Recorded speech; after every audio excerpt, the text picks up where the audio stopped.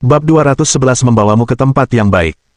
Chen Xuan mengira dia bisa mengambil kesempatan ini untuk mengusir Chen Xuan dari rumah sakit, tetapi ternyata itu adalah kesalahan besar, yang benar-benar membuat Zukun tertekan. Apa yang membuatnya semakin tertekan adalah setelah itu, dia menerima telepon dari Xiong Laosan, menuntut pembayaran kembali 5 juta yang dia masukkan. Zukun benar-benar menerima pukulan ganda kali ini, kehilangan istri dan tentaranya. Adapun taktik kecil Zukun, Chen Xuan sama sekali tidak mengingatnya, lagi pula, tidak banyak lagi yang bisa dia lakukan di rumah sakit selain merawat pasien. Ketika seseorang mengirim uang tanpa alasan, mengapa dia tidak senang karenanya?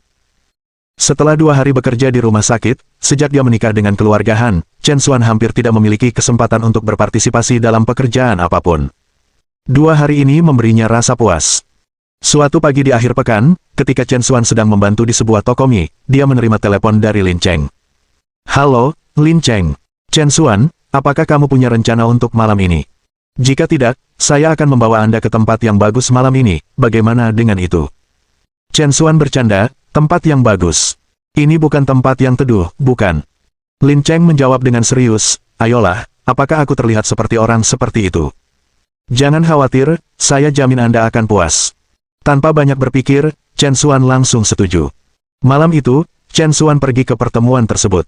"Lin Cheng, apakah ini tempat yang bagus yang kamu bicarakan?" Chen Xuan agak bingung saat melihat hotel tepi danau di depannya. Ekspresi Lin Cheng misterius, "Haha, begitu kamu masuk, kamu akan mengerti." Dengan itu, Lin Cheng menarik Chen Xuan dan masuk ke dalam. Hotel tepi danau ini terletak di tepi Danau Naga, mengadopsi desain rumah bangsawan bergaya barat.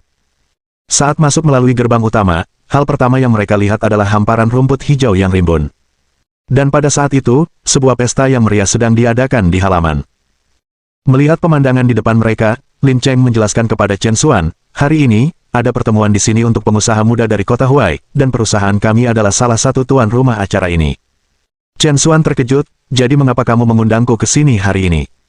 "Tentu saja, aku ingin kamu datang dan memperluas wawasanmu. Terakhir kali Anda menyebutkan bahwa keluarga Anda telah memulai sebuah bisnis. Jika Anda bisa mengenal lebih banyak pengusaha dan orang kaya di sini, itu pasti akan menguntungkan bisnis keluarga Anda di masa depan. Jadi, Anda harus memanfaatkan kesempatan ini." Wajah tulus Lin Cheng sangat menyentuh Chen Xuan. Chen Xuan tidak menyangka Lin Cheng akan berpikir untuk membantunya terlebih dahulu saat menghadapi situasi seperti ini. Meskipun bagi Chen Xuan saat ini, apa yang disebut pertemuan pengusaha bukanlah hal yang penting, dan dia tidak perlu hadir, dia tidak bisa mengecewakan niat baik Lin Cheng.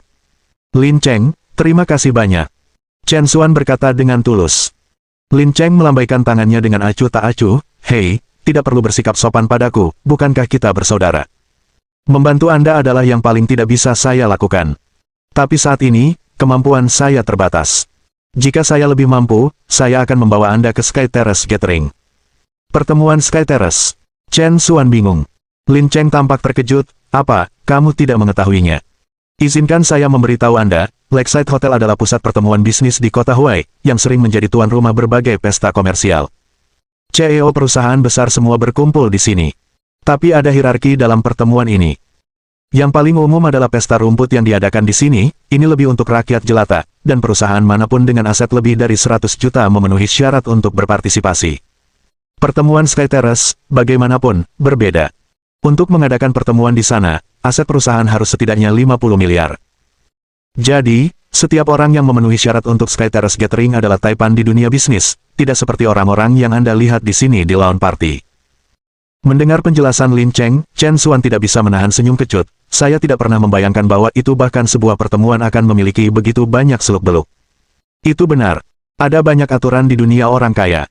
Ketika saya mendapat kesempatan, saya pasti akan membawa Anda untuk melihat pertemuan Sky Terrace. Saya pernah mendengar bahwa anggur di sana mulai dari 100.000 botol." Lin Cheng jelas bersemangat, jelas memegang Sky Terrace Gathering dengan sangat hormat. Chen Xuan mengangguk tanpa berkata apa-apa, berpikir dalam hati bahwa itu karena Lin Cheng sangat menyukai Sky Terrace Gathering, dia pasti akan memberinya kesempatan ketika ada kesempatan. "Baiklah, pestanya sudah dimulai, sebaiknya kamu bergegas," desak Lin Cheng. "Apa? Kamu tidak akan masuk?" Chen Xuan bertanya, bingung. "Tentu saja saya akan masuk, tetapi saya masih memiliki pekerjaan yang harus dilakukan hari ini." "Setelah itu, semuanya ada padamu," katanya. Dengan itu, Lin Cheng langsung melapor ke atasannya. Chen Xuan menghela nafas dan masuk. Pestanya cukup meriah, dengan talenta muda berjas kelas atas dan wanita cantik perkotaan yang berpakaian indah di mana-mana, melambangkan masyarakat kelas atas. Namun, bagi Chen Xuan, pemandangan itu terasa agak mengasingkan. Sejujurnya, jika dia tidak khawatir kehilangan muka untuk Lin Cheng, dia benar-benar tidak ingin menginjakan kaki di tempat seperti ini. Saat Chen Xuan merasa sangat bosan, dia melihat Lin Cheng tidak jauh, dengan susah payah memindahkan kotak-kotak alkohol dari kendaraan ke tempat pesta, sudah berkeringat deras. Chen Xuan menghela nafas, anak ini benar-benar memberikan segalanya untuk bekerja. Chen Xuan meletakkan gelas anggurnya, siap untuk pergi dan mengulurkan tangan. Tapi sebelum dia sampai di sana, dia mendengar suara benturan. Lin Cheng bertabrakan dengan seorang pemuda yang berbalik tanpa melihat, dan seluruh kotak alkohol yang dibawa Lin Cheng jatuh ke tanah dan hancur dalam sekejap. Lin Cheng melihat alkohol yang tumpah di tanah, matanya membelalak tak percaya. Tapi bahkan sebelum dia bisa bereaksi, pukul! Pemuda itu menamparkan wajah Lin Cheng. "Sial, bagaimana kamu bisa berjalan? Apakah kamu buta atau apa?" dia berteriak. Ekspresi Lin Cheng berubah drastis, tetapi pada akhirnya, dia memilih untuk menahannya, mengingat mereka yang menghadiri pesta itu semuanya adalah pengusaha penting dari kota Huai, jelas bukan orang yang bisa dia sakiti. Maaf, Lin Cheng meminta maaf dengan suara rendah. Namun, pemuda itu tanpa henti, mengutuk Lin Cheng, "Sialan, kamu hampir menjatuhkannya. Hanya, maaf, tidak akan memotongnya. Dan sial, kamu bahkan membuat sepatuku kotor. Tahukah Anda berapa harga sepatu ini? Itu edisi terbatas Armani, $80.000. Bisakah kau membelinya?" Mendengar ini, Lin Cheng langsung tercengang. 80.000. Hanya itu yang bisa dia hasilkan dalam setahun, dia benar-benar tidak mampu membayar kompensasi. "Maaf, Pak, saya benar-benar tidak sengaja melakukannya." Lin Cheng terdengar sangat tunduk. Pemuda itu mendengus dingin, "Potong kotorannya dan bersihkan sepatuku sekarang, atau aku akan membiarkanmu membayar sampai kamu bangkrut." "Tepat, cepatlah dan bersihkan sepatu Tuan Muda Chang." Membersihkan sepatu untuk menghemat $80.000, kamu benar-benar mendapatkan jackpot kali ini. Beberapa pengusaha muda yang menemani pemuda itu semua berkata mengejek, menikmati kemalangan Lin Cheng. Lin Cheng melihat sepatu di depannya, wajahnya bergantian antara hijau dan putih. Setelah ragu-ragu untuk waktu yang lama, dia akhirnya memutuskan. "Baiklah, aku akan membersihkannya," dia menyatakan. Setelah merendahkan diri di dasar tangga sosial selama bertahun-tahun, Lin Cheng tahu betul bahwa orang miskin seperti dia tidak pantas mendapatkan martabat. Namun, saat Lin Cheng hendak membungkuk, sebuah tangan tiba-tiba mengangkatnya. "Dia tidak layak membuatmu membersihkan sepatunya." Bab 212. Anda terlalu rendah. Lin Cheng menoleh dan melihat Chen Xuan berwajah pucat, yang datang tanpa pemberitahuan. Wajah Tuan Muda Chang menjadi murung saat melihat Chen Xuan. "Sial, siapa kamu untuk mencampuri urusan orang lain?" Ekspresi Chen Xuan dingin, "Dia adalah temanku, dan urusannya juga milikku. Tentu saja, saya akan turun tangan." "Baru saja, jelas kamu yang sibuk mengobrol dan tertawa dengan orang lain, sembarangan menabrak temanku. Sekarang Anda bahkan memiliki keberanian untuk membalikkan keadaan dan menuntut teman saya untuk meminta maaf. Apakah Anda pikir Anda layak?" Chen Xuan menegur dengan keras, membuat Tuan Muda Chang terbakar rasa malu dan marah. "Sial, menurutmu siapa kamu untuk berbicara denganku seperti itu?" Pengusaha lain menggemakan perasaannya. "Apakah kamu tahu siapa Tuan Muda Chang? Dia adalah ketua perusahaan Yongfu. Untuk ketua yang begitu terhormat agar pelayan rendahan ini memoles sepatunya, dia benar-benar murah hati. Dia tidak mempermasalahkan hal itu, kenapa kamu? Itu benar, kamu dari perusahaan mana? Jika Anda sangat mampu, umumkan. Biarkan kami juga mendukung perusahaan Anda." Seringai lucu muncul di wajah para wirausahawan muda ini. Dukungan yang disebut jelas merupakan niat untuk menimbulkan masalah bagi Chen Xuan. Chen Xuan mendengus dingin, "Dari perusahaan mana saya berasal bukanlah urusan Anda." Wajah para pengusaha sedikit berubah. Semua orang yang menghadiri pesta hari ini tidak biasa, dengan keyakinan seperti itu, mungkinkah pria ini benar-benar memiliki pengaruh. Pada saat itu, sebuah suara tiba-tiba terdengar, dia memang tidak berani mengatakannya, karena dia bukan milik perusahaan manapun. Saat suara itu memudar, sosok dengan gaun malam merah muncul. Itu adalah Han Yaru. Sejak ditipu oleh Du Hao terakhir kali, Han Yaru mulai mencari pacar berikutnya. Butuh upaya yang cukup keras untuk masuk ke pesta pengusaha ini, yang bertujuan untuk berhubungan dengan pacar yang kaya dan tampan di antara para pengusaha muda ini. Chang Yong menjadi targetnya hari ini. Putra dari CEO perusahaan yang terdaftar dan putri seorang presiden bank, prospek masa depannya tidak terbatas. Keduanya telah rukun, dan Han Yaru bahkan siap untuk bermalam di sebuah hotel bersamanya sesudahnya. Yang mengejutkannya, sekembalinya dari kamar kecil, dia bertemu Chen Xuan berdebat dengan Chang Yong. "Yaru, kamu mengenalnya?" Chang Yong bertanya, penasaran. Han Yaru mencibir, "Tentu saja, dia adalah Chen Xuan, nyonya rumah perusahaan Han saat ini." "Hahaha, nyonya rumah." Kerumunan awalnya tercengang, lalu dengan cepat menangkap dan mencemoohnya. Jadi dia menantu keluarga Han yang hidup dari istrinya. Tidak heran dia tidak berani mengungkapkan dari perusahaan mana dia berasal, ternyata dia bukan apa-apa. Para pengusaha tertawa dingin, wajah mereka penuh penghinaan. Chang Yong tertawa mengejek, "Sial, saya pikir dia adalah seseorang yang penting." Seorang pria yang hidup dari istrinya juga berani membalas ucapanku. Kembalilah dan tanyakan pada Han Jingting apakah dia berani berbicara denganku seperti itu. Han Yaru mendekati Chen Xuan, "Ini adalah pesta pengusaha. Mungkin Han Jingting bisa datang, tapi apa hak menantu sepertimu untuk berada di sini?" "Di mana penyelenggara? Di mana penyelenggara?" Han Yaru berteriak-teriak, tampak seolah-olah dia akan menegakkan keadilan. Dengan statusnya, dia tidak akan berani menjadi begitu agresif, tetapi dengan Chang Yong sebagai pendukungnya, dia menjadi lebih berani. Para pengusaha muda, merasakan peluang bagus untuk mencium Chang Yong, mulai mengejek. Segera, seorang pria parubaya gemuk bergegas masuk dengan panik. Pria ini adalah bos langsung Lin Cheng dan penyelenggara pesta, manajer umum, Hao Deqiang. "Tuan Muda Chang, apakah kamu memanggilku dengan alasan apapun?" Hao Deqiang bertanya dengan senyum menjilat. Chang Yong dikatakan sebagai pengusaha muda, tetapi pada kenyataannya, dia adalah orang kaya generasi kedua yang kuat, tamu terpenting di pesta hari ini, dan tentu saja, Hao Deqiang ingin menjilat dia. Chang Yong mengangkat dagunya tinggi-tinggi dengan ekspresi arogan, "Presiden Hao, orang-orang dari perusahaan Anda benar-benar sesuatu. Mereka tidak hanya mengotori sepatu saya, yang bernilai $80.000, tetapi ketika saya meminta maaf, mereka berani mengatakan bahwa saya tidak pantas mendapatkannya.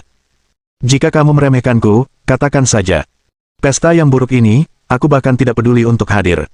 Hao Deqiang panik, "Tuan Muda Chang, Anda adalah tamu terhormat kami, bagaimana kami bisa berani memandang rendah Anda?"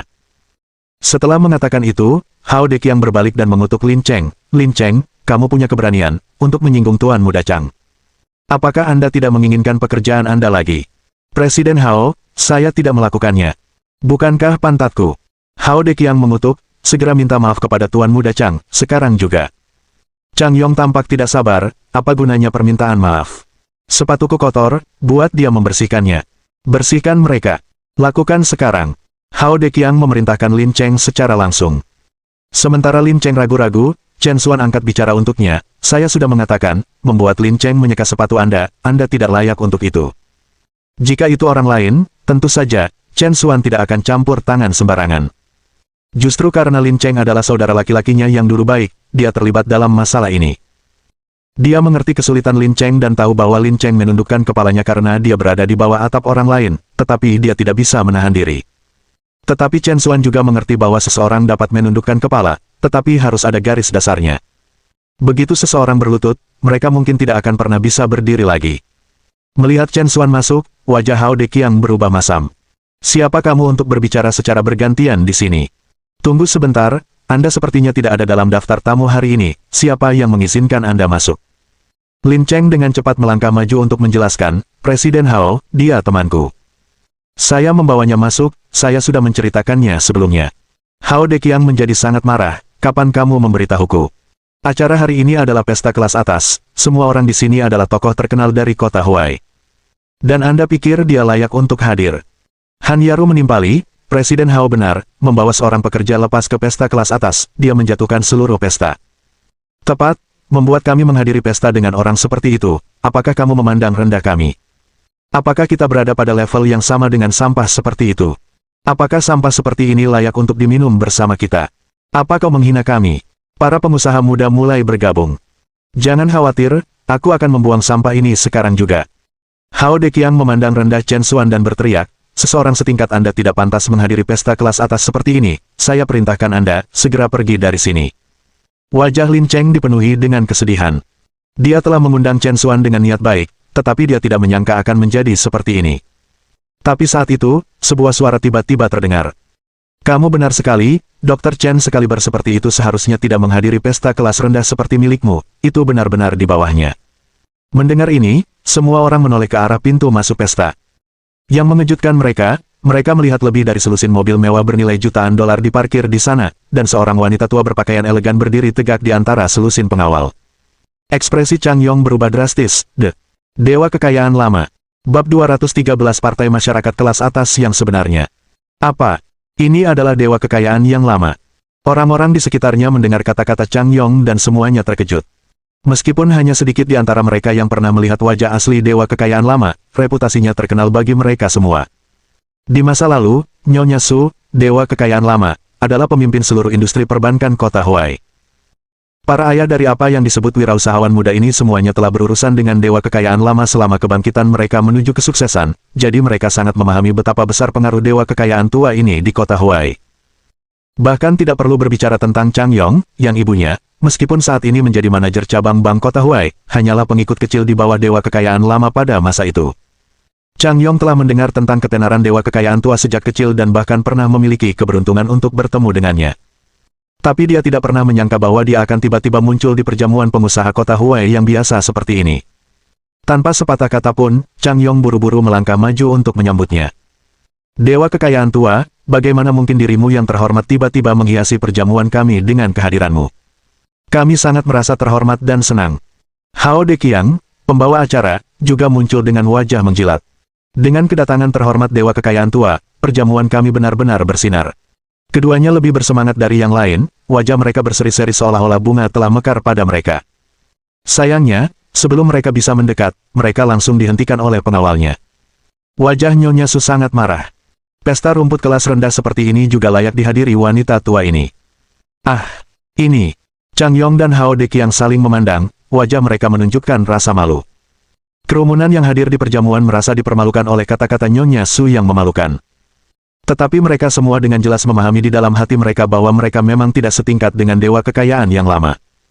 Namun, mereka penasaran mengapa Dewa Kekayaan tua, yang memegang garis hidup keuangan kota Huai, datang ke perjamuan mereka. Jawaban atas pertanyaan ini datang dengan cepat. Mereka melihat Dewa Kekayaan tua berjalan melewati Chang Yong dan Hao Deqiang, langsung menuju Chen Xuan. Dr. Chen, saya baru saja berpikir untuk mengunjungi Anda secara pribadi besok untuk mengucapkan terima kasih. Suatu kebetulan bertemu denganmu di sini. Wajah Nyonya Su berseri-seri sambil tersenyum, sangat kontras dengan sikapnya sebelumnya terhadap Chang Yong dan Hao Deqiang. Semua orang tercengang, kunjungan Dewa Kekayaan tua ke perjamuan ternyata untuk menantu keluarga Han. Chen Xuan juga terkejut melihat Nyonya Su, dan berkata sambil tersenyum, sepertinya Nyonya Su telah pulih dengan sangat baik. Nyonya Su sangat gembira. Itu semua berkat bantuan Dr. Chen. Jika bukan karena campur tangan Dr. Chen, wanita tua ini harus menghabiskan sisa hidupnya di kursi roda. Dr. Chen, terimalah busurku. Saat dia berbicara, Nyonya Su benar-benar membungkuk dalam-dalam kepada Chen Xuan. Adegan ini benar-benar membuat semua orang yang hadir tercengang. Ini adalah Dewa Kekayaan lama yang mengendalikan denyut nadi keuangan kota Huai, sebuah entitas yang ingin disukai oleh semua pengusaha kota Huai. Dan sekarang, dia benar-benar membungkuk dan menunjukkan rasa hormat kepada menantu keluarga Han, itu luar biasa. Nyonya Su melirik semua orang dan kemudian berkata kepada Chen Xuan, Dr. Chen, perjamuan kelas rendah seperti itu benar-benar tidak sesuai dengan status Anda. Secara kebetulan, saya mengadakan perjamuan di atap. Jika Anda tidak keberatan, silakan ikut dengan saya. Adegan itu langsung meledak menjadi kegemparan. Perjamuan atap. Itu adalah acara masyarakat kelas atas yang sebenarnya di kota Huai. Mereka yang memenuhi syarat untuk menghadiri perjamuan atap semuanya adalah tokoh bisnis, salah satu dari mereka bisa menaungi semua orang di acara ini. Dibandingkan dengan pesta anggur di puncak gedung, apa yang disebut pesta anggur rumput pengusaha, praktis adalah permainan anak-anak.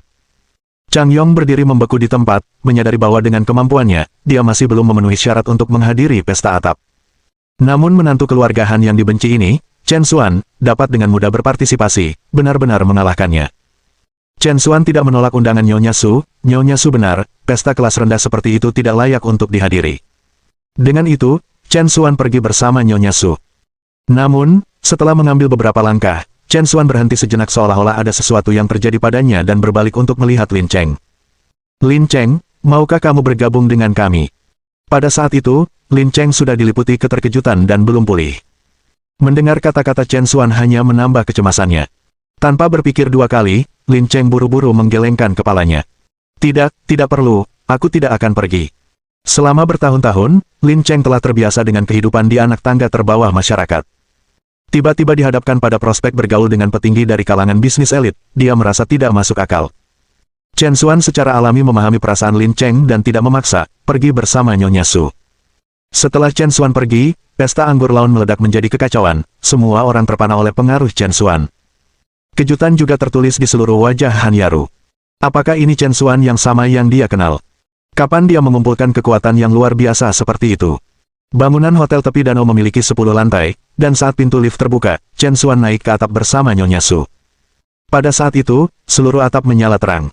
Hanya pandangan sekilas yang diperlukan untuk melihat bahwa setiap aspek dari pesta ini berada beberapa tingkat di atas pesta rumput. Bahan-bahan yang diterbangkan dari luar negeri memenuhi meja, dan anggur merah senilai lebih dari 100.000 tersedia secara gratis untuk diminum. Di atas segalanya, tempat itu dipenuhi oleh tokoh-tokoh kaya dari dunia bisnis, masing-masing bernilai miliaran. Seperti inilah pesta anggur masyarakat kelas atas yang sebenarnya. Dr. Chen, itu putra sulung saya, He Zhengxin, yang saat ini menjadi tokoh utama di kantor promosi investasi kota Huai. Biarkan saya memperkenalkan Anda satu sama lain. Nyonya Su membawa Chen Xuan ke jantung pesta. Di tengahnya ada meja panjang besar yang masih kosong seolah menunggu beberapa tamu terhormat. Hanya di bagian paling depan meja panjang duduk seorang pria parubaya berjaket hitam dan kemeja putih itu dia Zhengxin. Bu, kamu di sini, kata He Zhengxin sambil bangkit untuk menyambut Nyonya Su. Zhengxin, izinkan saya memperkenalkan Anda. Ini Dr. Chen, yang sudah kuceritakan padamu. Wajah Nyonya Su berseri-seri dengan antusias, namun ekspresi He Zhengxin relatif acuh tak acuh. Jadi kamu itu Chen Xuan. Terima kasih telah merawat ibuku. Inilah yang akan kita lakukan. Duduklah di sana untuk saat ini. Setelah saya selesai di sini, saya akan memberikan kompensasi kepada Anda. Setelah mengatakan ini, He Zhengxin bahkan tidak melirik Chen Xuan lagi, terus menginstruksikan beberapa bawahan di sampingnya. Jelas, He Zhengxin sama sekali tidak menganggap serius Chen Xuan, menganggapnya tidak lebih dari seorang oportunis kecil yang telah menyembuhkan ibunya dan datang mencari hadiah. Karena He Zhengxin tidak menyambutnya, Chen Xuan tentu saja tidak merendahkan dirinya menjadi coklat kekuningan. Saya tidak pernah menyebutkan perlunya kompensasi apapun. Karena direktur dia sangat sibuk, saya akan pergi sekarang. Setelah mengatakan ini, Chen Xuan berbalik dan pergi. Bab 214. Grup Investasi. Nyonya Su tidak menyangka putranya memperlakukan Chen Xuan dengan jijik dan dengan cepat mengejarnya. Dr. Chen, saya mohon jangan marah. Anak saya memang memiliki pendapat yang terlalu tinggi tentang dirinya sendiri. Yakinlah, saya akan pergi dan memberinya pelajaran segera. Kata Nyonya Su, berniat untuk menarik Chen Xuan kembali bersamanya. Chen Xuan memaksakan senyum, Nyonya Su, tidak perlu untuk itu. Direktur dia memiliki banyak urusan yang harus diselesaikan setiap hari, jangan menghabiskan lebih banyak waktunya. Sejujurnya, Chen Xuan tidak merasakan kemarahan terhadap sikap He Zhengxin. Filosofinya sederhana, jika Anda memperlakukan saya dengan tulus, saya akan membalasnya, jika Anda acuh tak acuh, maka saya tidak perlu memasang wajah hangat untuk bagian belakang Anda yang dingin. Saat Chen Xuan berbicara dengan Nyonya Su, dia melihat sekelompok sekitar selusin pria berjas melangkah ke pintu masuk resepsi. Setiap pria memancarkan aura otoritas dan kepercayaan diri, dan wajah para tamu lain di acara tersebut menunjukkan sedikit kekaguman saat melihat mereka. Jelas, identitas selusin pria berjas ini, bahkan dalam konteks resepsi di puncak gedung ini, tampak sangat luar biasa. Memang, itulah masalahnya. Resepsi di puncak gedung diselenggarakan oleh He Zhengxin untuk menarik investasi bagi kota Huai. Sekelompok belasan orang yang baru saja tiba adalah kelompok investasi yang ditargetkan He Zhengxin untuk mengikuti acara ini. Orang-orang ini semuanya adalah tokoh kelas berat dalam komunitas bisnis dua sungai, dengan status dan posisi yang benar-benar luar biasa. Presiden Wang, Presiden Tong, Anda akhirnya tiba. Melihat kedatangan kelompok investasi, He Zhengxin bergegas dengan senyum berseri-seri, sangat kontras dengan ketidakpedulian yang dia tunjukkan kepada Chen Xuan beberapa saat sebelumnya. Bagaimanapun, anggota kelompok investasi ini tidak hanya dapat membantu pembangunan kota Huai di masa depan, tetapi yang terpenting, juga dapat berkontribusi secara signifikan terhadap pencapaian politik He Zhengxin. Itu normal bagi He Zhengxin untuk menunjukkan antusiasme seperti itu terhadap mereka. He Zhengxin segera berjabat tangan dengan kedua pemimpin kelompok itu. Kedua orang ini adalah kepala kelompok investasi, Wong Xingchang dan Tong Mao. Pada saat itu, keduanya membawa sikap arogan, jelas memiliki kesan yang jauh lebih agung daripada He Zhengxin dari kantor investasi kota Huai. Hei, di mana Xiao Zhang? He Zhengxin sebelumnya telah mengirim sekretaris wanitanya, Zhang Yanyan, untuk menyambut para investor, tetapi sekarang tidak ada tanda-tandanya. Oh, kalau maksudmu sekretaris kecilmu, dia baru saja pergi ke kamar kecil. Dia pasti merasa sedikit tidak enak badan. Penjelasan dari Wong Xingchang menimbulkan tawa terkekeh dari Tong Mao dan yang lainnya, seolah-olah ada sindiran dalam tawa mereka. He Zhengxin merasa malu sesaat tetapi tidak menganggapnya terlalu serius. Kalau begitu, Presiden Wang, Presiden Tong, tolong ikuti saya untuk duduk. Di bawah bimbingan He Zhengxin, Wong Xingchang dan rombongannya duduk di meja panjang dengan sikap angkuh. He Zhengxin secara pribadi menuangkan anggur untuk Wong Xingchang. Presiden Wang, saya telah menyiapkan kontrak investasi, semua persyaratan sesuai dengan apa yang telah kami sepakati sebelumnya. Silakan lihat. Saat dia berbicara, He Zhengxin meminta seseorang membawa kontrak itu ke Wong Xingchang. Namun, tanpa pandang bulu, Wong Xingchang membatalkan kontraknya. Begini, Direktur He, setelah kembali terakhir kali, kelompok investasi kami membahasnya lagi, dan kami merasa ketentuan tentang subsidi investasi yang kami bicarakan sebelumnya masih perlu direvisi. He Zhengxin tertegun sejenak sebelum bertanya sambil tersenyum, saya tidak yakin bagaimana Presiden Wang ingin mengubahnya. Wong Xingchang, duduk dengan satu kaki bersilang, berkata dengan santai, bagaimana dengan ini, kita menggandakan subsidi investasi yang seharusnya kita dapatkan melebihi jumlah aslinya. Apa? Double? He Zhengxin tercengang. Faktanya, untuk mengamankan investasi dari Wong Xingchang dan yang lainnya, He Zhengxin telah membuat konsesi yang signifikan selama negosiasi terakhir, mencapai batas mutlaknya. Yang mengejutkannya, Wong Xingchang dan kelompoknya masih belum puas. Menekan kekesalannya, He Zhengxin berkata sambil tersenyum, Presiden Wang, bukankah kita sudah menyelesaikan persyaratan kontrak sebelumnya? Kami akan menandatangani kontrak, dan sekarang Anda berubah pikiran pada menit terakhir, yang tampaknya agak tidak pantas. Sebelum Wong Xingchang bisa menjawab, Tong Mao di sebelahnya berkata dengan tidak sabar, apa yang tidak pantas tentang itu? Terakhir kali, itu hanya kesepakatan lisan, kami tidak pernah menandatangani kontrak apapun. Apa masalahnya dengan mengubah istilah sekarang? Belum tentu ada masalah, tetapi kondisi yang kami tawarkan terakhir kali sudah sangat menguntungkan. Menggandakan subsidi lagi akan benar-benar di luar batas kita, jadi, kita benar-benar tidak bisa menyetujuinya. He Zhengxin berkata dengan ekspresi bermasalah di wajahnya. Wong Xingchang mendengus dingin, jadi direktur dia berarti tidak ada ruang untuk negosiasi. Jika itu masalahnya, maka tidak ada lagi yang perlu didiskusikan. Ayo pergi. Melihat Wong Xingchang dan kelompoknya benar-benar akan pergi, He Zhengxin segera menjadi cemas dan dengan cepat mencoba menghentikan mereka. Presiden Wang, Presiden Tong, Tuan-tuan, tolong jangan pergi dulu, kita masih bisa membicarakan kondisinya. Tong Mao tampak menghina, sial, apalagi yang bisa dibicarakan. Saya dapat melihat kalian di kota Huai tidak memiliki ketulusan sama sekali. Yakinlah, ketika saya kembali, saya akan memperingatkan semua pedagang selatan untuk tidak pernah berinvestasi di kota Huai Anda lagi. Buang-buang waktu. Tanpa sepatah kata pun, Wong Xingchang, Tong Mao, dan yang lainnya bangkit dan pergi. Seluruh prosesnya cepat dan tegas, tanpa basa-basi. Faktanya, bahkan sebelum mereka datang ke sini, Wong Xingchang, Tong Mao, dan kelompok mereka telah memutuskan untuk menepati janji mereka dan tidak berniat menandatangani kontrak. Apa yang disebut penggandaan subsidi tidak lebih dari taktik mengulur-ulur waktu, dan sekarang mereka bahkan menyalahkan He Zhengxin. He Zhengxin benar-benar tercengang.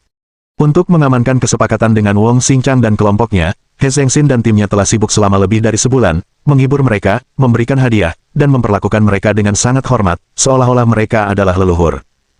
Tapi siapa sangka pada akhirnya, itu semua sia-sia, seperti pengejaran angsa liar.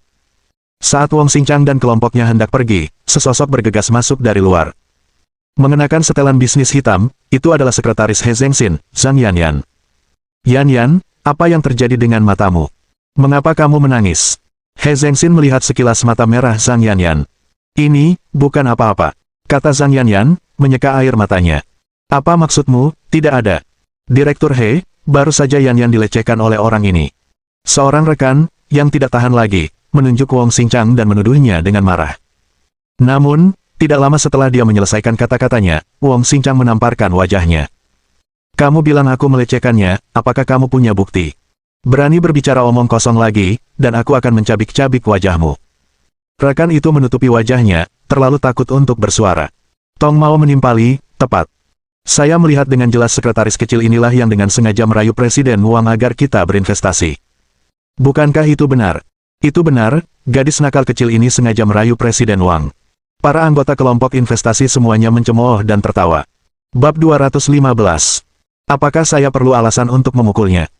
Mendengar Wong Xingchang dan yang lainnya benar-benar membalikkan keadaan melawannya, Zhang Yanyan segera menangis karena cemas. Kamu berbicara omong kosong, aku tidak merayu Presiden Wang, jelas dia yang menyentuhku lebih dulu. Zhang Yanyan merasa sangat malu dan merasa sulit untuk berbicara.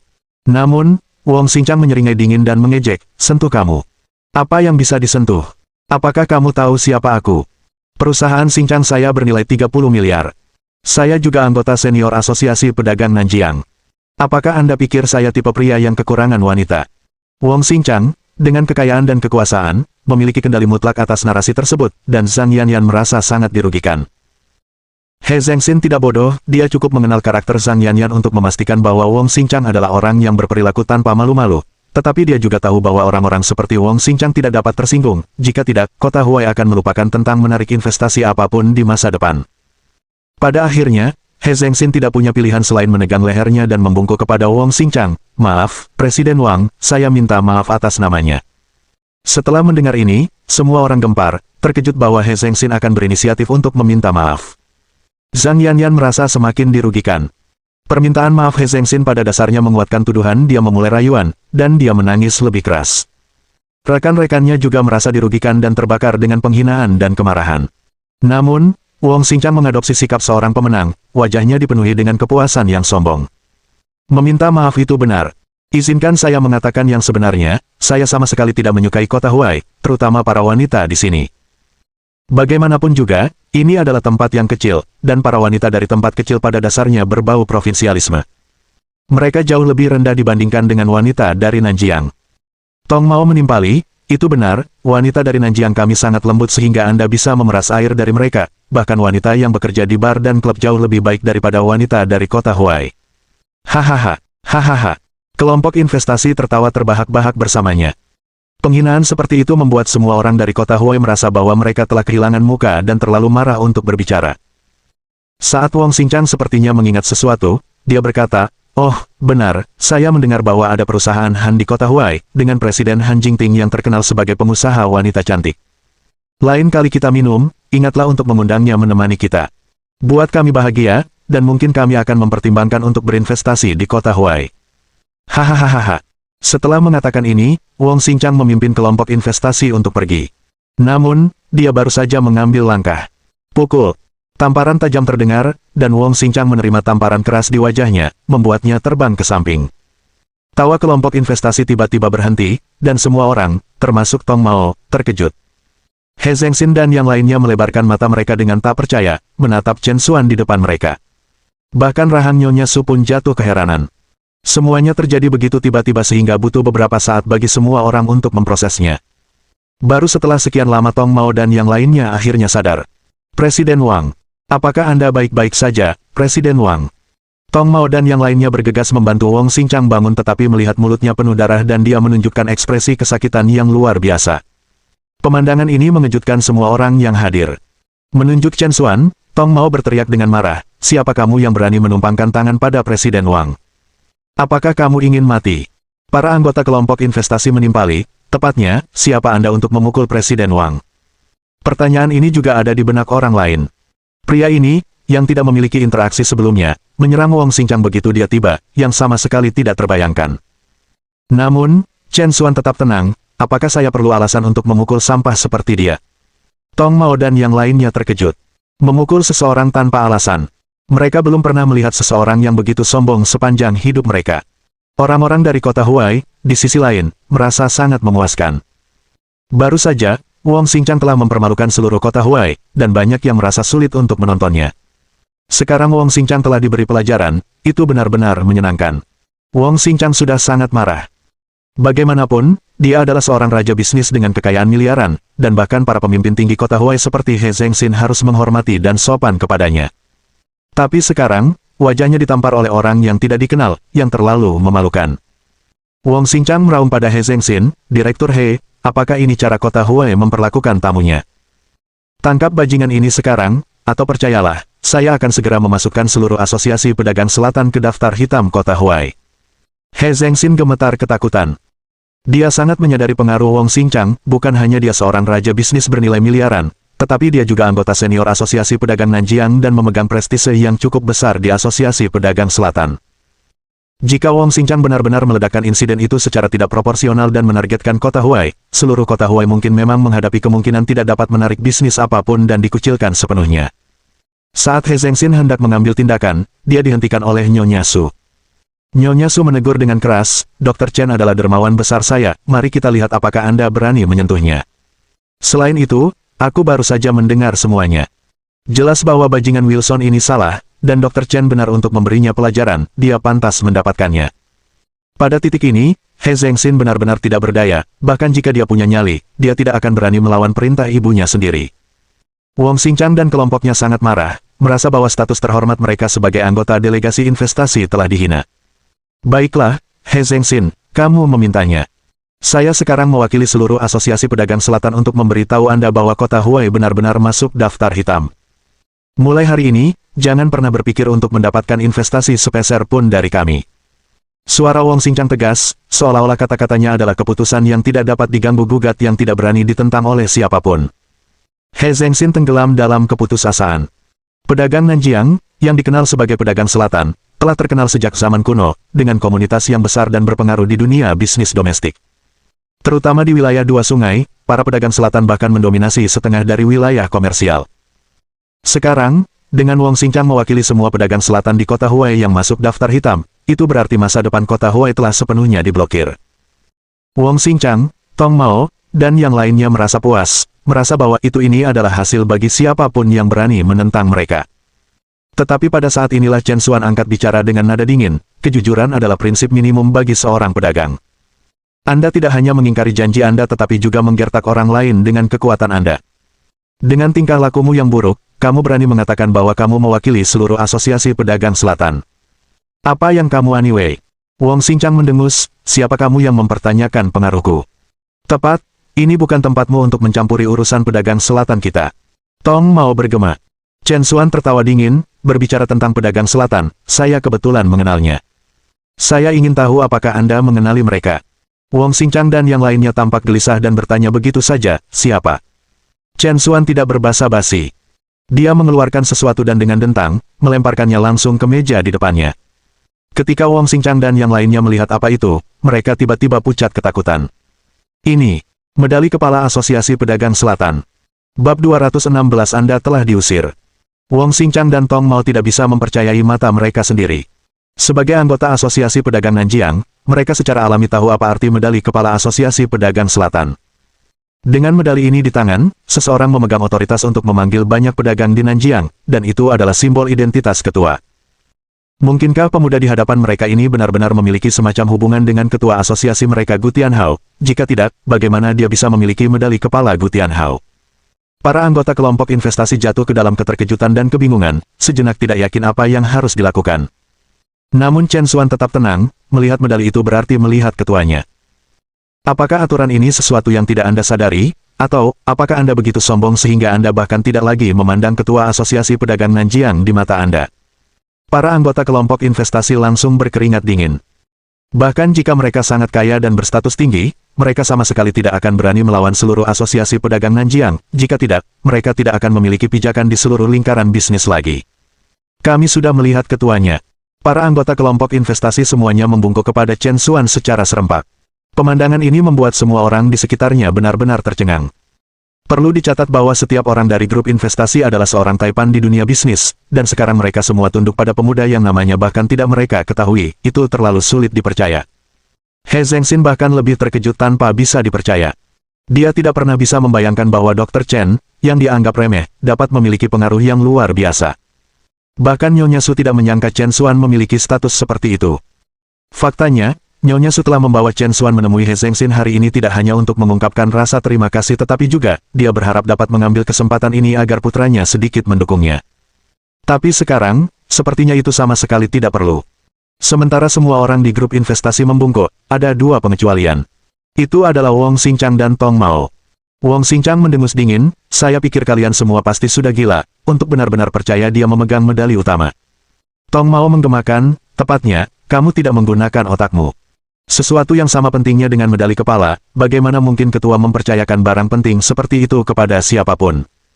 Menurut pendapat saya, medali kepala ini pasti palsu. Orang-orang dalam kelompok investasi saling memandang, Keraguan juga muncul di hati mereka, merasa bahwa kata-kata Wong Xingchang dan Tong Mao memang masuk akal. Tong Mao menunjuk Chen Xuan dan mengutuk, "Kamu bajingan kecil, kamu punya keberanian, berani menipu orang dengan medali kepala palsu. Saya pikir Anda lelah hidup."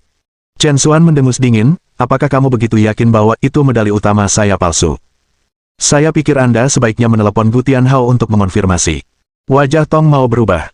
Jika pihak lain berbicara dengan keyakinan seperti itu, mungkinkah medali utama itu benar-benar asli? Wong Xingchang terlihat meremehkan, "Ketua Gu memiliki banyak urusan yang harus diselesaikan setiap hari, bukannya kita bisa mengganggunya begitu saja. Anda jelas mengetahui hal ini dan yakin bahwa kami tidak akan berani menelepon, karena itu Anda kurang ajar, bukan?" Tong Mao kemudian tiba-tiba menyadari, "Sial, aku tidak menyangka kamu akan menjadi orang yang licik, kawan muda. Bahkan aku hampir ditipu olehmu." Chen Xuan tidak ingin menyia-nyiakan kata-kata lagi dengan orang-orang ini, "Lupakan saja, karena kamu tidak berani menelepon, maka aku akan melakukannya." Dengan mengatakan itu, Chen Xuan langsung memutar nomor telepon Gu Tianhao. Panggilan itu dengan cepat terhubung. "Miracle Dr. Chen, apakah ada yang kamu butuhkan dariku?" Gu Tianhao sebelumnya telah menebak identitas Chen Xuan, dan nadanya sangat hormat kali ini. Chen Xuan menjelaskan situasinya secara singkat di sini, dan Gu Tianhao segera menjadi geram. Apa, mereka tidak hanya mengkhianati kepercayaan dan menganiaya petugas resepsi setempat, tetapi mereka juga berani meragukan keaslian medali kepala. "Dokter Ajaib Chen, bisakah Anda menyusahkan mereka untuk mengambil telepon? Saya ingin berbicara dengan mereka secara pribadi." "Sangat baik." Chen Xuan melewati telepon, "Gu Tianhao ingin kamu menerima telepon itu." Wong Xingchang dan Tong Mao saling memandang, Wong Xingchang memberi isyarat dengan matanya, memberi isyarat kepada Tong Mao untuk menjawab. Tong Mao dengan enggan mengambil ponselnya. "Halo." Tong Mao dengan ragu memanggil. "Saya Gu Tianhao." Mendengar suara yang familiar ini, Tong Mao sangat ketakutan hingga hampir menjatuhkan ponselnya ke tanah. "Ceh, ketua." Suara Tong Mao bergetar, seolah-olah dia hampir kehilangan jiwanya. Orang-orang dari kelompok investasi di sampingnya, setelah mendengar ini, wajah mereka berubah drastis. Mungkinkah itu benar-benar kepala suku? Medali kepala ini, itu benar-benar nyata. Tong Mao tercengang dan butuh beberapa saat untuk bereaksi. "Tolong, ketua, beri kami kesempatan lagi." Sayangnya, Gu Tianhao tidak memberinya kesempatan untuk memohon belas kasihan dan langsung menutup telepon. Mendengarkan nada sibuk di telepon, Tong Mao ambruk ke tanah. Wong Xingchang mengerutkan kening dan bertanya, "Apa yang dikatakan kepala suku?" Mereka semua tahu betul apa artinya seorang pedagang selatan diusir dari Asosiasi Pedagang Nanjiang. Itu berarti bahwa semua sumber daya yang besar dan jaringan yang luas dari Asosiasi Pedagang Nanjiang tidak lagi ada hubungannya dengan mereka. Bukan hanya itu, tetapi mereka telah menyinggung Gu Tianhao, dan mulai sekarang, itu bukan hanya tentang tidak memiliki sumber daya atau jaringan sesederhana itu. Mereka takut mereka akan masuk daftar hitam oleh seluruh asosiasi pedagang Nanjiang dan menjadi sasaran dengan berbagai cara, segera tidak menemukan tempat untuk berdiri di komunitas bisnis. Dalam sekejap, tubuh Wong Xingchang benar-benar roboh. Dia tidak lagi memiliki kesombongannya sebelumnya, dan seperti Tong Mao, dia benar-benar putus asa. He Zhengxin dan yang lainnya juga terkejut tanpa bisa dipercaya. Ternyata pemuda di depan mereka ini benar-benar memiliki kekuatan yang begitu besar. Membuat semua pedagang Nanjiang menundukkan kepala. Kapan kota Huai mereka yang sederhana pernah menghasilkan sosok yang begitu berpengaruh? Chen Xuan melihat ke arah anggota grup investasi lainnya. Sekarang, apakah ada yang masih meragukan bahwa medali kepala ini palsu? Para anggota kelompok investasi sangat ketakutan sehingga mereka hampir ingin berlutut di hadapan Chen Xuan. "Kami tidak akan berani lagi. Tolong tunjukkan belas kasihan dan lepaskan kami kali ini, kami tidak ingin dikeluarkan dari asosiasi. Kita seharusnya tidak mengkhianati kepercayaan kita, apalagi berbicara buruk tentang kota Huai. Itu benar, kami akan melanjutkan investasi kami di kota Huai sekarang, dan kami akan meningkatkannya. Ya, tingkatkan investasinya. Kami pasti akan meningkatkannya." Satu persatu, anggota kelompok investasi menunjukkan ekspresi memohon, keinginan mereka untuk bertahan hidup melonjak. Di samping, He Zhengxin dan yang lainnya sangat gembira dengan pemandangan ini. Untuk mengamankan investasi ini, mereka telah menginvestasikan waktu dan tenaga yang luar biasa, dan semuanya berakhir dengan kegagalan. Namun, mereka tidak menyangka bahwa sekarang, karena panggilan telepon dari pemuda ini, mereka dengan mudah mendapatkan investasi yang besar. Mereka hampir siap untuk memperlakukan Chen Xuan sebagai pahlawan. Faktanya, Chen Xuan sama sekali tidak peduli dengan masalah investasi, satu-satunya alasan dia masuk hanyalah karena dia tidak tahan dengan Wong Xingchang dan tindakannya. Mengambil medali kepala, Chen Xuan tidak mengucapkan sepatah kata pun dan berbalik untuk pergi. Dr. Chen, mengapa tidak tinggal dan selesai menghadiri perjamuan sebelum pergi? He Zhengxin tersenyum di wajahnya, berusaha keras untuk mempertahankannya. Tapi Chen Xuan hanya tersenyum samar, lupakan saja, Direktur He, kamu terlalu sibuk, aku tidak akan menyia-nyiakan waktumu. Setelah itu, Chen Xuan menyapa Nyonya Su, yang masih shock, dan langsung keluar dari venue. Meninggalkan direktur, dia tersenyum membeku di udara. 1 detik, Anda mengabaikan upaya saya untuk berkomunikasi. Selanjutnya, saya telah menjadi seseorang yang tidak mampu Anda jangkau. Bab 217. Kegagalan menyeluruh. Malam itu juga, di kediaman lama keluarga Han. Apa yang kamu katakan? Chen Xuan mengenal dewa kekayaan lama dan bahkan menghadiri pesta atap di Lake Hotel. Kamu pasti bercanda. Setelah mendengar Han Yaru menceritakan kejadian malam itu, Han Chengye tidak bisa mempercayainya. Tapi Han Yaru bersikeras, aku melihatnya dengan mataku sendiri, sama sekali tidak ada kepalsuan. Dia awalnya berencana pergi ke hotel untuk memesan kamar dengan Chang Yong malam itu, tetapi karena Chen Xuan, Chang Yong kehilangan minat padanya, dan meninggalkan pesta lebih awal. Rencana Han Yaru untuk menjilat dirinya sendiri menjadi sia-sia. Han Chengye sangat terguncang. Bagaimana itu mungkin? Bagaimana mungkin seseorang seperti dewa kekayaan tua menyukai karakter kecil seperti Chen Xuan? Ekspresi Han Yaru berubah serius, kudengar itu ada hubungannya dengan Chen Xuan yang menyembuhkan penyakit kaki dewa kekayaan yang lama, itulah sebabnya dia mendapatkan bantuannya. Menyembuhkan penyakit lagi. Sejak kapan Chen Xuan ini memiliki keterampilan yang begitu mengesankan? Sebelumnya, dia telah menyelamatkan Nyonya Han dari ambang kematian, dan sekarang dia telah menyembuhkan dewa kekayaan yang lama. Chen Xuan, yang dulunya tidak memiliki apa-apa atas namanya, tiba-tiba memiliki keterampilan medis yang luar biasa, benar-benar membingungkan Han Chengye. Han Yaru mencibir, jadi dia tahu sedikit pengetahuan medis, apa yang begitu mengesankan tentang itu. Tidak peduli seberapa terampilnya, dia hanya seorang dokter, masih belum berada di liga yang sama dengan kita. Namun, saat Han Yaru memikirkan sesuatu, dengan koneksi Chen Xuan yang semakin luas, itu akan berdampak ketika Anda mengambil alih sebagai patriark keluarga Han di masa depan. Lagi pula, jangan lupa bahwa sebelum nenek hampir meninggal, dia bermaksud untuk menyerahkan posisi kepala keluarga kepada orang malang itu, Han Jingting. Sebelumnya, karena Han Jingting adalah seorang wanita dan Chen Xuan adalah orang yang tidak berguna, nenek menganggapmu. Tapi di masa depan, jika kemampuan Chen Xuan menjadi lebih menonjol, membuat pasangan ini bersaing denganmu, mungkin saja nenek berubah pikiran, jadi kamu harus bertindak cepat. Pengingat dari Han Yaru membuat tulang punggung Han Chengye merinding. Bangkitnya Chen Xuan memang membuatnya merasakan krisis. Belakangan ini, Han Chengye sengaja tinggal di kediaman lama keluarga Han, merawat Nyonya Han siang dan malam, semua untuk berperan sebagai cucu berbakti di matanya, berharap dia akan menyusun surat wasiat dan menyerahkan Han Corporation untuk dia warisi. Sayangnya, meskipun Nyonya Han selalu memuji Han Chengye karena berbakti dan berakal sehat, setiap kali topik surat wasiat muncul, dia akan selalu mengubah topik pembicaraan dan dengan sengaja menghindarinya, yang sangat membuat Han Chengye frustrasi.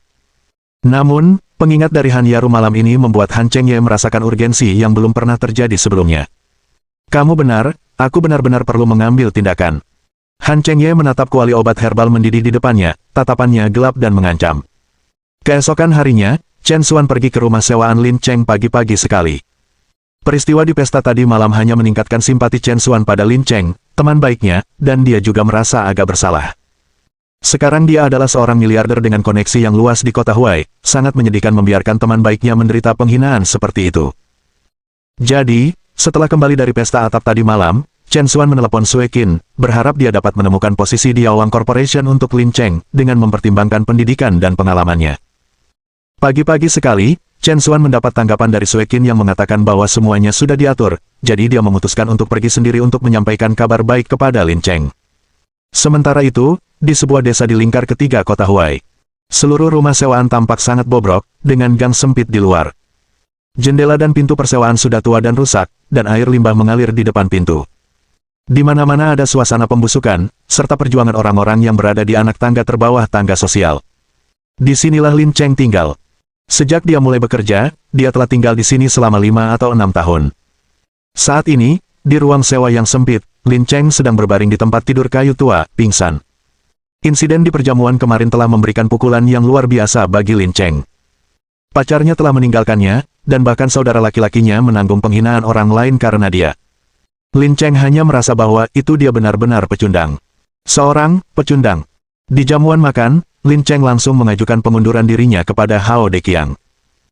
Lin Cheng telah bekerja dengan rajin dan mengerahkan segalanya untuk perusahaan, mengorbankan beberapa tahun masa mudanya, tetapi di mata Hao Deqiang, dia diperlakukan tidak lebih baik dari seorang cucu, bahkan tidak dianggap sebagai manusia. Lin Cheng tidak tahu kemana dia harus pergi setelah berhenti dari pekerjaannya, dia hanya tidak ingin hidup seperti anjing lagi. Tadi malam, Lin Cheng mabuk sendirian di kamar sewaan, tidur sampai pagi. Sama seperti Lin Cheng tertidur lelap. Boom, boom, boom. Serangkaian tendangan keras di pintu bergema dari luar. Lin Cheng, buka pintunya untukku. Lin Cheng bangkit, dengan grogi membuka pintu, hanya untuk menemukan pacarnya Yuan Yi berdiri di sana. Yah, tepatnya, mantan pacarnya. Melihat Yuan Yi, Lin Cheng cukup terkejut, bahkan sedikit kegembiraan muncul di wajahnya. Yuan Yi, bagaimana, mengapa kamu? Meskipun Lin Cheng telah menerima kenyataan bahwa Yuan Yi mengkhianatinya dan mereka telah putus, mereka telah menjalin hubungan selama beberapa tahun, dan perasaan itu bukanlah sesuatu yang bisa dilupakan begitu saja. Pada saat ini, Lin Cheng bahkan berpikir, mungkinkah Yuan Yi tidak tega meninggalkannya dan kembali untuk berbaikan dengannya. Sayangnya, kebenaran membuktikan bahwa Lin Cheng terlalu banyak berpikir. Pada saat ini, penghinaan memenuhi wajah Yuan Yi saat dia mengejek, kamu tidak akan berpikir bahwa aku di sini untuk memintamu kembali bersama, kan? Buang saja pikiran itu, saya di sini untuk memindahkan barang-barang saya. Minggir. Yuan Yi dengan tidak sabar mendorong Lin Cheng ke samping. Penggerak dari perusahaan yang bergerak langsung menerobos masuk. Namun, tidak lama setelah mereka memasuki ruangan, mereka semua mulai mengerutkan kening. Sial, apakah ini bahkan tempat tinggal manusia? Ini terlalu kotor. Seorang pria parubaya yang berdiri di samping Yuan Yi menutupi hidungnya, mengutuk dengan ekspresi jijik di wajahnya. Pria parubaya ini, hampir berusia 40 tahun, tidak dapat menyembunyikan fisiknya yang kekar bahkan dengan setelan yang bersih, dan jam tangan mahal di pergelangan tangannya tidak banyak meningkatkan cita rasa orang kaya baru yang ditunjukkan oleh penampilannya yang berminyak. Yuan Yi juga merasa malu dengan rasa jijik pria parubaya itu. Aku terlalu naif saat itu sebabnya aku jatuh cinta pada tipuannya dan akhirnya tinggal di kandang babi seperti ini bersamanya. Sayang, kamu tidak akan menganggap ini melawanku, kan?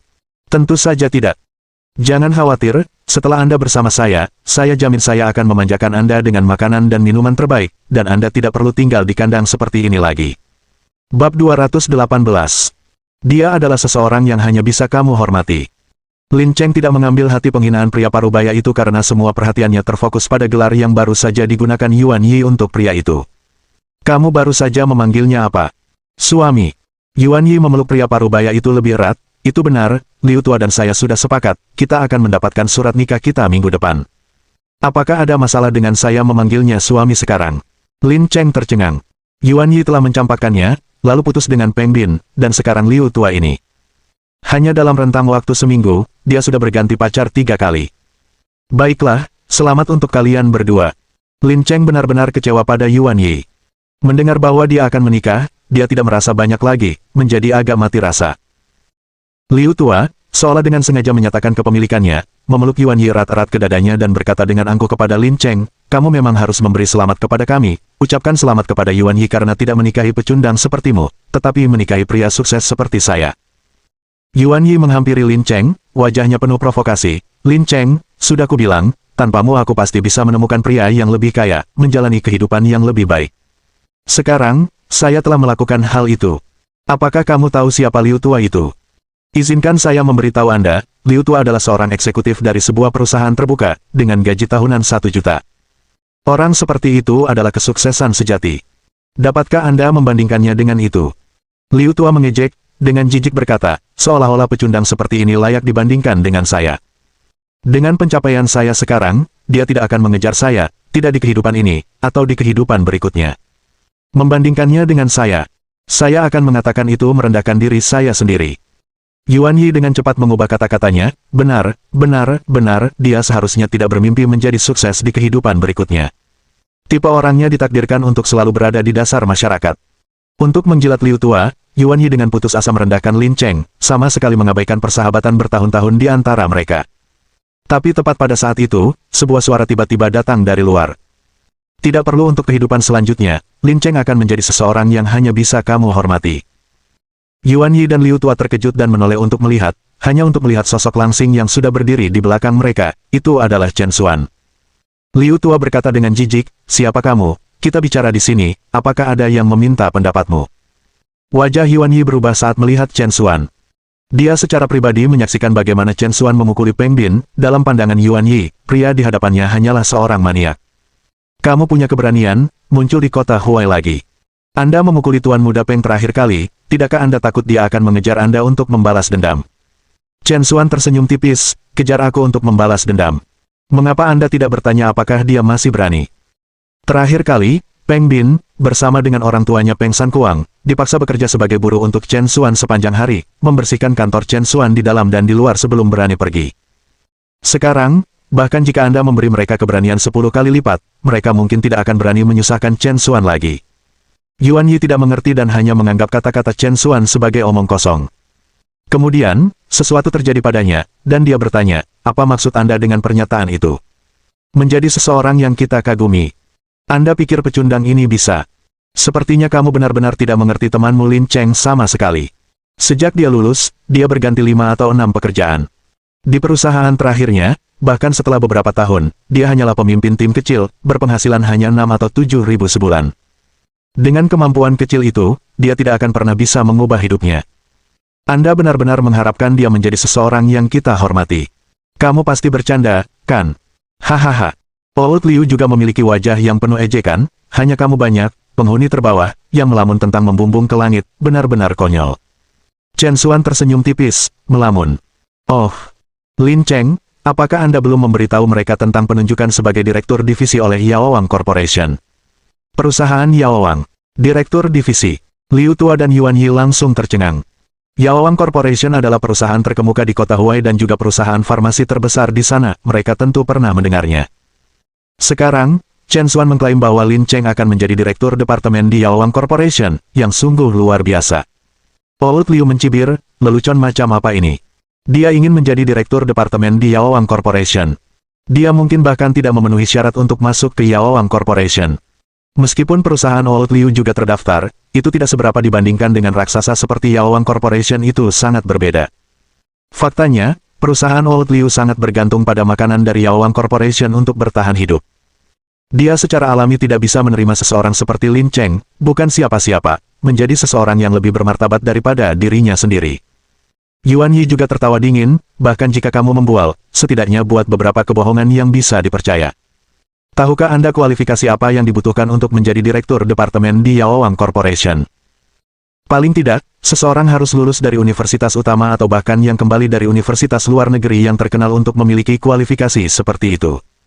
Dengan kemampuan kecil apa yang dimiliki Lin Cheng, dia ingin menjadi direktur departemen di Yaowang Corporation.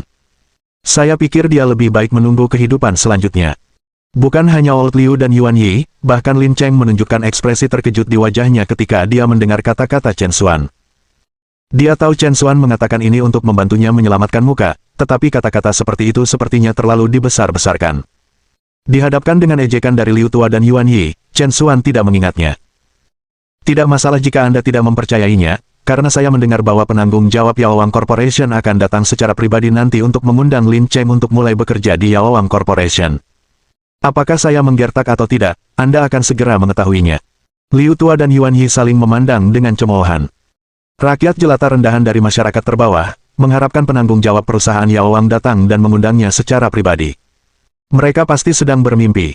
Chen Xuan melirik arlojinya, mengangkat alisnya. Oh, sepertinya waktunya hampir habis.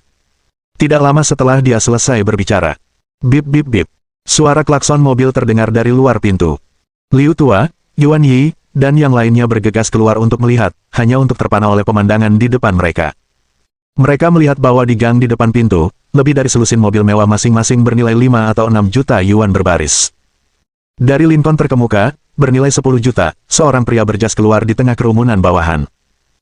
Dia mendekati pintu masuk rumah sewaan, dan dengan wajah serius, memanggilnya, saya Yu Ya Cheng, manajer umum Yaowang Corporation, khususnya di sini untuk merekrut Tuan Lin Cheng secara pribadi sebagai direktur departemen pemasaran kami. Dengan gaji tahunan 5 juta. Boom! Liu Tua dan Yuan Yi tersambar petir saat mendengar kata-kata ini, benar-benar membeku di tempatnya. Direktur departemen pemasaran Yaowang Corporation. Dengan gaji tahunan 5 juta. Chen Xuan tidak berbohong. Lin Cheng, rakyat jelata rendahan ini, memang telah menjadi eksistensi yang hanya bisa mereka lihat. Bab 219. Jangan pernah meremehkan kaum muda dan miskin. Bahkan, begitu armada mobil mewah itu muncul, hal itu sudah menarik perhatian seluruh warga sekitar. Lagi pula, tampilan megah seperti itu belum pernah terjadi sebelumnya di desa perkotaan yang terbelakang ini. Dan ketika suara Yu Yacheng terdengar, semua orang benar-benar tercengang. Yaowan Corporation, Direktur Departemen Pemasaran, dengan gaji tahunan 5 juta. Jika hal seperti itu terjadi pada mereka, itu tidak akan jauh berbeda dengan menjadi kaya dalam semalam. Untuk sementara waktu, orang-orang di sekitarnya dipenuhi dengan percakapan, dipenuhi dengan rasa iri. Di tengah gumaman, Lin Cheng berjalan keluar dari kamar sewaannya dengan ekspresi linglung. Chen Xuan, apa sebenarnya yang sedang terjadi? Lin Cheng bertanya dengan tidak percaya, dengan suara rendah, melihat ke arah Chen Xuan. Chen Xuan tersenyum dan berkata, ingat Nyonya Su dari kemarin, dewa kekayaan yang lama. Tadi malam saya berbicara dengannya tentang situasi Anda. Dia sangat terkesan dengan kredensial Anda, jadi dia merekomendasikan Anda ke Yaowan Corporation. Chen Xuan belum memutuskan untuk mengungkapkan kepada Lin Cheng bahwa dia sendiri adalah ketua Yaowan Corporation. Salah satu alasannya adalah sulit untuk dijelaskan, dan yang lainnya adalah Chen Xuan tidak ingin statusnya sendiri menyebabkan penghalang yang tidak perlu di antara mereka. Jadi, semua ini benar. Saya benar-benar akan menjadi direktur pemasaran untuk Yaowan Corporation. Dengan gaji tahunan 5 juta. Tentu saja. Bukankah Presiden Yu datang ke sini secara langsung untuk mengundang Anda? Mungkinkah ada kepalsuan di dalamnya?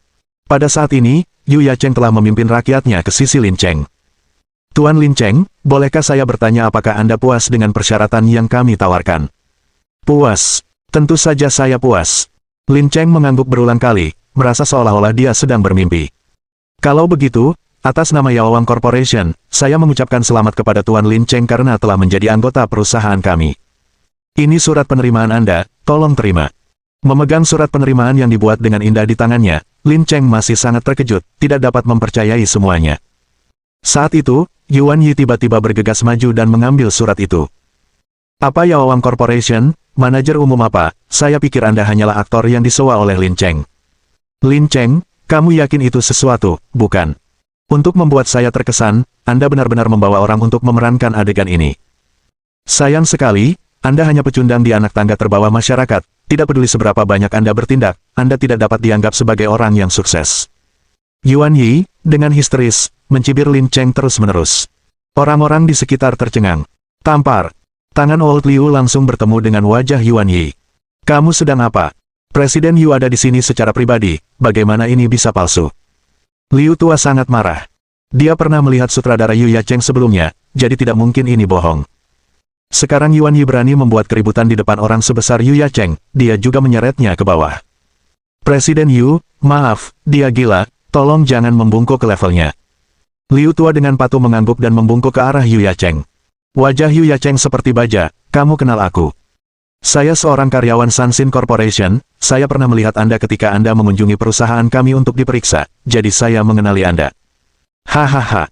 Begitu, jawab Yu Yacheng dengan acuh tak acuh, jelas tidak terlalu memikirkan sosok sepele seperti Liu tua. Kemudian, sesuatu yang lain terjadi pada Yu Yacheng, saya lupa mengingatkan Anda bahwa kontrak pasokan untuk paruh kedua tahun ini dengan perusahaan Sansin Anda akan dikelola oleh Direktur Lin. Jadi, saya menyarankan bahwa di masa depan, akan lebih baik bagi Anda untuk menunjukkan rasa hormat kepada Direktur Lin. Wajah Old Liu menjadi pahit saat mendengar kata-katanya. Dia tidak pernah bermimpi bahwa, hanya dalam sekejap mata, anak malang yang dia anggap remeh ini telah menjadi seseorang yang dia butuhkan untuk dihibur. Untungnya, setelah berada di tempat kerja selama bertahun-tahun, Liu tua mampu menekuk dan meregangkan tubuh. Dia dengan cepat tersenyum menyanjung dan membalas surat penawaran dengan kedua tangan, Direktur Lin, tolong jangan mengingat acara hari ini, dan saya berharap bimbingan Anda di masa depan, hahaha. Direktur Lin, kapanpun Anda menemukan waktu, Anda dapat mulai bekerja di perusahaan kami tidak akan mengganggu Anda lagi. Yu Yacheng berbalik untuk masuk ke dalam mobil tetapi kemudian sepertinya mengingat sesuatu, saya lupa mengatakannya, perusahaan kami telah menyiapkan satu set real estate untuk Direktur Lin di komunitas Bigui di pusat kota. Itu tercantum dalam surat penawaran, dan di masa depan, Direktur Lin dapat pindah ke sana. Dengan itu, Yu Yacheng masuk ke dalam mobil, dan iring-iringan mobil mewah perlahan melaju pergi. Sebelum pergi, mata Yu Yacheng bertemu dengan Chen Xuan dan sedikit ketakutan muncul di wajahnya. Sebagai manajer umum, Yu Yacheng secara alami mengetahui identitas Chen Xuan. Faktanya, kunjungan pribadinya diatur oleh Chen Xuan sendiri. Setelah Yu Yacheng pergi, Yuan Yi berdiri di sana, tertegun. Direktur Departemen Pemasaran di Yaoang Corporation, gaji tahunan 5 juta, sebuah properti di komunitas Bigui. Orang yang memiliki semua ini pasti dianggap sukses sejati di mata Yuan Yi. Awalnya, dia bisa berbagi semua ini dengan Lin Cheng, tapi sekarang, tidak ada hubungannya dengan dia. Chen Xuan mendekati Yuan Yi dan Liu Tua dan berkata dengan acuh tak acuh, biarkan aku meninggalkanmu dengan pepatah, 30 tahun di timur, 30 tahun di barat, jangan menganggap kaum muda selamanya melarat. Setelah berbicara, Chen Xuan pergi bersama Lin Cheng. Dimanapun mereka lewat, para tetangga memandang dengan iri. Lin Cheng benar-benar luar biasa. Saya selalu tahu Lin Cheng bukan orang biasa. Saudara Cheng, tolong jaga kami di masa depan. Yuan Yi jatuh ke tanah dan mulai menangis dengan getir. Mengapa Tuhan memperlakukanku seperti ini? Wajah Old Liu penuh dengan cemoohan, bukankah karena kamu pelacur? Apa? Yuan Yi tercengang. Suamiku, bagaimana kamu bisa mengatakan itu tentang aku? Wajah Old Liu tidak berperasaan, siapa suamimu? Hanya karena aku tidur denganmu beberapa kali tidak membuatku menjadi suamimu yang sialan itu selusin sepeser pun. Izinkan saya memberitahu Anda, menjauhlah dari saya di masa depan. Aku baru saja bermain denganmu sebelumnya, menurutmu aku akan menikah dengan pelacur sepertimu? Berhenti bermimpi. Dengan itu, Liu Tua pergi dengan Mercedes-nya. Yuan Yi tidak pernah menyangka akan ditinggalkan lagi, dan emosinya benar-benar hancur. Saya hanya ingin menemukan orang kaya, saya hanya ingin menjalani kehidupan orang kaya, kemana saya salah? Setelah meninggalkan rumah kontrakan, Chen Xuan membawa Lin Cheng ke apartemen di komunitas Bigui. Komunitas Bigui adalah lingkungan kelas atas di kota Huai, dan tentu saja, pemandangan dan fasilitasnya luar biasa. Melihat apartemen yang didekorasi dengan indah di depannya, Lin Cheng sangat bersemangat sehingga dia berada di sampingnya. Dia telah memimpikannya hari ini, tidak pernah menyangka hari itu akan datang begitu tiba-tiba. Chen Xuan, aku. Suara Lin Cheng tercekik karena emosi, dan setelah jeda yang lama, dia akhirnya menenangkan diri, ekspresinya menjadi tegas. Rasa syukur terlalu dalam untuk kata-kata. Untuk memiliki saudara yang baik sepertimu, Chen Xuan, bisa dibilang hidupku sudah lengkap. Chen Xuan tersenyum tipis, kamu tidak perlu berterima kasih padaku, jika kamu tidak mampu, tidak ada yang akan mempekerjakanmu. Semua ini adalah hasil dari usaha Anda sendiri. Peluang ada untuk mereka yang siap. Chen Xuan hanya membawa kesempatan ini ke Lin Cheng. Bab 220 anjing tidak bisa berhenti makan kotoran. Di malam hari, setelah mengantar Xiao Yu pulang ke daerah pemukiman Feng Hua, Chen Xuan hendak pergi ke lantai bawah. Saat dia keluar dari ambang pintu, dia akan mengalami pertemuan tak terduga dengan dua sosok. Han Jingting. Yang lainnya, yang mengejutkannya, adalah Meng Junchen. Yo, bukankah ini Chen Xuan? Sudah lama sekali, kata Meng Junchen dengan ekspresi sombong di wajahnya. Chen Xuan mengerutkan kening, tidak menyangka melihat Han Jingting kembali bersama orang ini. Han Jingting, Meng Junchen, mengapa kamu tidak naik ke atas dulu? Aku ingin berbicara dengan Chen Xuan. Meng Junchen merasa tidak senang di dalam hatinya, tapi tetap memaksakan senyum. Baiklah kalau begitu, aku akan pergi dulu. Setelah Meng Junchen pergi, Han Jingting kemudian menjelaskan, jangan salah paham, Meng Junchen datang mengunjungi orang tuaku. Kami baru saja bertemu satu sama lain di tempat parkir. Oh, Chen Xuan tampak acuh tak acuh, tetapi menarik napas lega ke dalam. Ngomong-ngomong, bukankah kamu mulai bekerja di rumah sakit? Bagaimana Anda menemukannya? Tidak apa-apa, setidaknya itu pekerjaan yang terhormat. Setelah beberapa pertukaran, suasananya tiba-tiba menjadi basi. Selama periode perpisahan dan perang dingin ini, pasangan suami istri tampaknya semakin menjauh. Yah, jika tidak ada yang lain, lebih baik aku pergi sekarang, Chen Xuan memecah kesunyian yang canggung. Han Jingting mengangguk, baiklah. Chen Xuan baru saja mengambil 2 langkah ketika dia mendengar suara Han Jingting dari belakang. Chen Xuan, terima kasih atas perubahan yang telah Anda buat untuk keluarga kami. Sebentar lagi, saya akan berbicara dengan orang tua saya tentang mengizinkan Anda pindah kembali, jika Anda mau, ya. Hati Chen Xuan melompat kegirangan. Apakah kata-katanya berarti dia mempertimbangkan untuk menerimanya lagi? Mau. Tentu saja saya lakukan. Chen Xuan mengangguk dengan penuh semangat. Han Jingting memiliki emosi yang campur aduk. Jika itu tergantung pada temperamennya, dia tidak akan pernah menerima pria tercemar kembali di sisinya. Tapi demi Xiao Yu, dia rela membujuk dirinya sendiri untuk menerima kompromi ini. Pada saat itu, Lo Ani dengan dingin mengamati 2 orang di bawah dari balkon di lantai atas. Berdiri di belakangnya adalah Meng Junchen. Saya telah melakukan segalanya seperti yang Anda perintahkan. Anda berjanji untuk membantu saya memenangkan Jingting, bisakah kamu mewujudkannya? Dalam beberapa hari terakhir, Meng Junchen dengan sengaja menciptakan peluang untuk tampil bersama Han Jingting sesuai dengan instruksi Lo Ani, untuk menimbulkan kesalahpahaman pada Chen Xuan. Dengan senyum bermain di bibirnya, Lo Ani meyakinkan, jangan khawatir. Aku selalu menepati janjiku. Segera, Anda akan memenangkan hati kecantikan Anda. Gembira, Meng Junchen kembali ke ruang tamu untuk terus menjilat dirinya sendiri dengan Ding Lijuan dan Han Bowen. Lo Ani mengeluarkan teleponnya dan menelepon. Halo, saya sudah membayar Anda. Berapa lama lagi sebelum saya dapat melihat beberapa hasil? Suara seorang pria terdengar dari ujung yang lain. Nona Loh, jangan khawatir, Anda adalah klien VIP di Golden Finger Studio. Kami tidak akan mengecewakanmu. Berdasarkan kebutuhan Anda, kami telah menyusun rencana yang cermat yang akan memastikan kepuasan Anda. Mata Lo Ani berbinar, jika rencananya sudah ada, kapan Anda berencana untuk mulai menerapkannya? Pria di ujung sana terkekeh secara misterius. Nona Loh, ini sudah dimulai. Setelah mengucapkan selamat tinggal pada Han Jingting, Chen Xuan berjalan ke tempat parkir, hanya untuk secara tidak sengaja menabrak seorang wanita dengan gaun bermotif bunga. Maaf, Pak, wanita berbaju bunga itu meminta maaf terlebih dahulu. Oh, bukan apa-apa. Chen Xuan tidak terlalu memperhatikan dan terus berjalan ke depan.